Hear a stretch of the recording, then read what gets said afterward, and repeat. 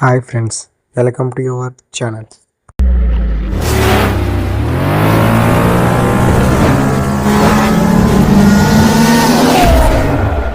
ఈరోజు మన దగ్గరికి BS6 యూనికార్న్ రిపేర్కి వచ్చిందండి.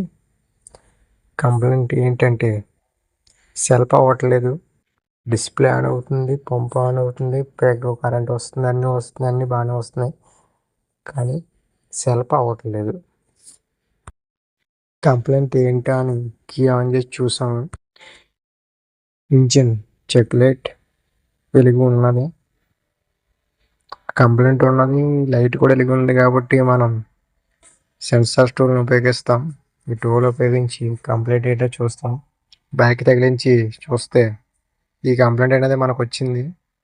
క్రాంక్ పొజిషన్ సెన్సార్ ఏ సర్క్యూట్ అని వచ్చింది. ఈ క్రాంక్ పొజిషన్ సెన్సార్ అనేది బైక్లో ఉండే ముఖ్యమైన సెన్సార్లో ఇది ఒకటి. ఈ క్రాంక్ పొజిషన్ సెన్సార్ పని ఏమిటంటే క్రాంక్ యొక్క రొటేషనల్ ప్లేస్ని, పిస్టన్ యొక్క పొజిషన్ని ఇండికేట్ చేస్తుంది. అంటే పిస్టన్ టాప్లో ఉందా లేకపోతే అప్పర్లో, అంటే కింద ఉందా పైన ఉందా అని ఇండికేట్ చేస్తుంది. ఇలా ఇండికేట్ చేయాలంటే ఈ ఇండికేషన్తో లింక్ అయ్యే ఇంజెక్టర్ అనేది వర్క్ అవుతుంది అనమాట. పిస్టన్ టాప్లో ఉందా, డౌన్లో ఉందా, కింద ఉందా, పైన ఉందా చూసుకొని, పిస్టన్ కింద ఉన్నది కాబట్టి స్ప్రే చేయాలి.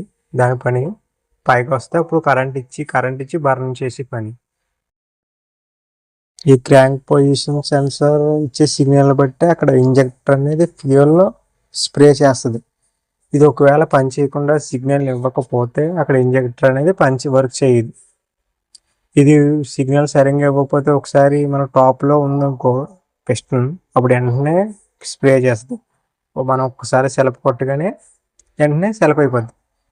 అదే కనుక కిందాక మూమెంట్ వస్తే మనం తాళం తిప్పుకోగానే సెలపు కొట్టగానే కొంచెం ఆ పిస్టన్ అనేది కొంచెం సదురుకొని అప్పుడు స్ప్రే చేస్తుంది అనమాట. అందుకే ఒక్కోసారి సెలపు అనేది ఒక దెబ్బ కూడా అవ్వదు, మళ్ళీ కొంచెం 2-3 దెబ్బలకు అవుతుంది. ఒక దెబ్బకి అయిందంటే పిస్టన్ కరెక్ట్గా రెడీలో ఉన్నట్టు అర్థం.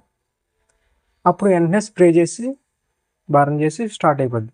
అదే 2-3 దెబ్బలకి కొట్టాక స్టార్ట్ అయిందంటే పిస్టన్ ఇంకా పొజిషన్లో లేదు. అప్పుడు తాళం తిప్పగానే మనం సెలపు కొట్టగానే అప్పుడు పిస్టన్ దాని పొజిషన్ కనుక వచ్చి అప్పుడు ఇంజెక్టర్ స్ప్రే చేసాక అప్పుడు సెలపు అయింది అని అర్థం. అందుకే స్టార్టింగ్లో అలా అన్నా.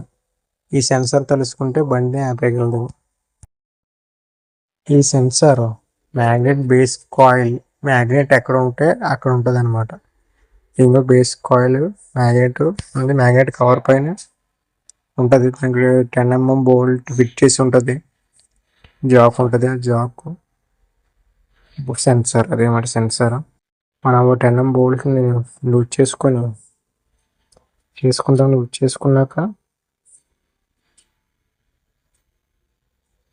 అప్పుడు సెన్సార్ బయటకు వస్తుంది. అది తీసుకున్నాక బోల్ట్ అలా తీసాక జాక్ తీస్తాం. ఫస్ట్ జాక్ తీసాక సెన్సార్ తీస్తాం. జాక్ అది 3-pin జాక్ ఉంటుంది.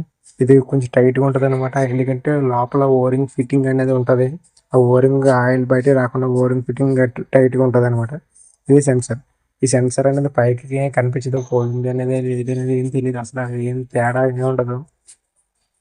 మనం కంప్లైంట్ బట్టి చేంజ్ చేసుకోవాల్సి వస్తుంది.